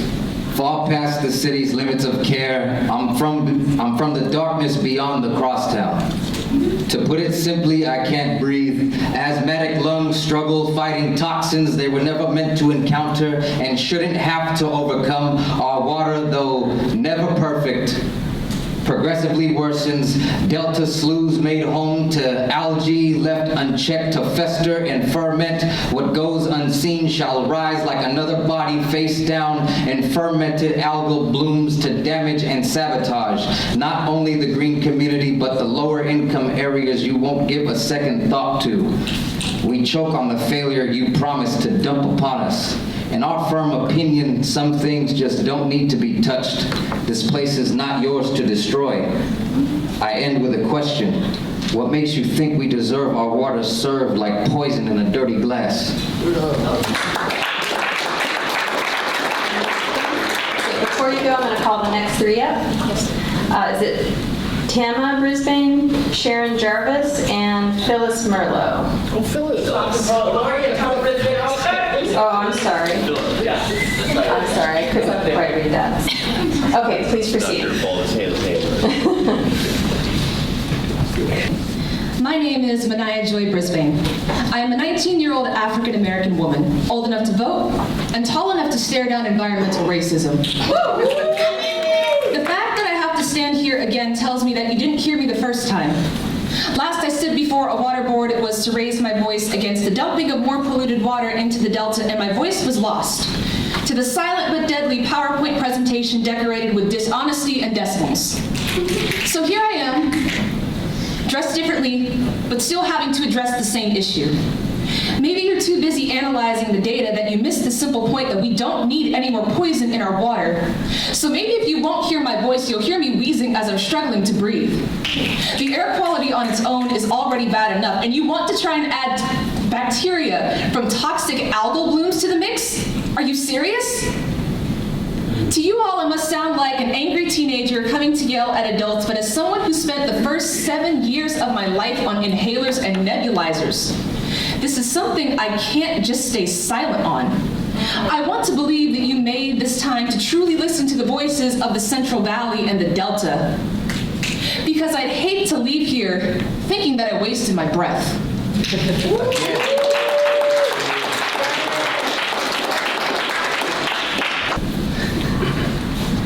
Good evening and welcome to Stockton. I'm Tama Brisbane, Executive Director of With Our Words, a nonprofit that engages youth and young adults with their environment through literary and performing arts. Their words have come to matter nationally. I really hope their words about the Delta matter tonight. Two words that we've been hearing quite a bit: Delta Conveyance. That's a cute linguistic pillow. A more honest term of art would be Delta Catastrophe. Our levees are already one sneeze from God away from Stockton becoming New Orleans 2.0, turning Conway homes into a mass of civic caskets. But we're being told, oh well, Toxic green algae blooms almost unchecked in South Stockton sloughs every summer.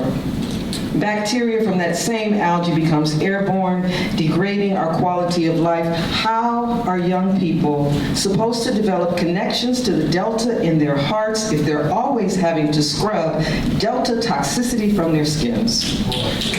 But they're being told, oh well. Try this word, equity. For the inhabitants of and advocates for the Delta, equity is sadly coming to mean compensation for the inevitable environmental damage to our precious yet continually endangered waterways that particularly impact our communities of color. So I hope you haven't come here with a mind that's only halfway open, is already made up, and with empty hands and pockets.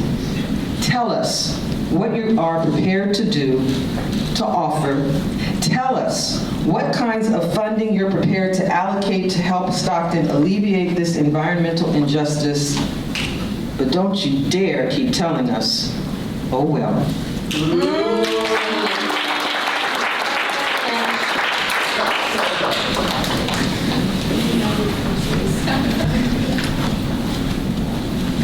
Thank you. My name's Sharon Jarvis, and I'm a resident of Stockton. I live on the Smith Canal, and I moved here about 17 years ago to live on the water. Well, I wouldn't want you to eat any fish that swim in the Smith Canal. My chief concern is about the water for Stockton, and particularly for our underserved community, South Stockton, where people are already swimming in the sloughs with the toxic green algae. If this project goes through, we're going to have more of that algae. We're going to have more of that algae dust in the air that we're all going to be breathing. It'll be even worse in South Stockton. I'm sure it will get to the Smith Canal and all of the other canals that we have in this area. We're going to have peat dust from the construction. This is not going to go away. It's going to get worse. And I just think that I agree with everybody here. I feel like fraud has been perpetrated on us. Oh, we were going to have the twin tunnels. And I spent a lot of time writing a comment about that. Oh, well, now we'll change it. And we'll just have one tunnel. And then it'll all be fine. I don't think so. I'm concerned about the impact of the increased water diversion, that it will cause damage to our local groundwater and our wells, and that the diversion will divert fresh water from our Stockton water system and make it even more expensive and more difficult for people in our community to have clean water. Thank you. Thank you.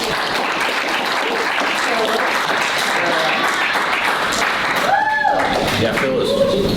Thanks. Sorry. Don't worry about it. My name is Philip Burlow, and I'm the Director of Education at the San Joaquin County Historical Museum in Stockton and Lodi. And my training is in history and education, which I feel are two fields that the Department of Water Resources and Delta Conveyance Authority would benefit from studying. According to this notice of preparation and the DWR, this project is needed because the existing water system is not prepared for a future with climate change and rising sea levels. And furthermore, new diversions in the Northern Delta will promote a more resilient and flexible state water project in the face of unfavorable conditions. Again, the DWR states in section 2, what is the importance of Delta Conveyance, that state water project water is delivered by state and federal agencies to more than 27 million Californians and 3 million acres of farmland. One thing I would state, so the State Water Project on its website actually says 70% of the water will go to urban use and 30% of it goes to agricultural use. That 70% of urban use, the people who really advocate for it down in the Metropolitan Water District are, of course, housing developers in the Imperial Valley. So, the urban communities and desert agricultural businesses that rely on the State Water Project, I argue, will not, in fact, become more resilient through this project. They become more dependent on Delta water. And the construction and operation of this project to prop up these unsustainable businesses and developments in the southern part of the state will lead to the release of tens of thousands of acre-feet of peat dirt into Delta air. The barrage of Delta communities with drilling sound and the decline of local water quality, which of course the city of Stockton relies on, will also lead to the flooding of our roads with diesel trucks. The public health field has reached consensus that noise, water, and air pollution lead to cardiovascular and cognitive health problems, as well as poor academic performances in students. And so, this project, which will only benefit agricultural firms in the desert and developers in Los Angeles, would cause irreparable harm to our communities. And the 14th Amendment of the Constitution states that no state shall make or enforce a law that will deny to any person within its jurisdiction the equal protection of the law. So I conclude that I can only state that this project will be a severe miscarriage of justice as understood by both the law of the land and the moral essence of our democracy. Thank you. Thank you very much. We are almost 8 o'clock. I've run out of cards. Did I miss anyone that wanted to make a comment that hasn't made a comment? Okay, I want to thank you all very much for coming out tonight, for your thoughtful and very creative comments. Much appreciated. Thank you for being here. Good night.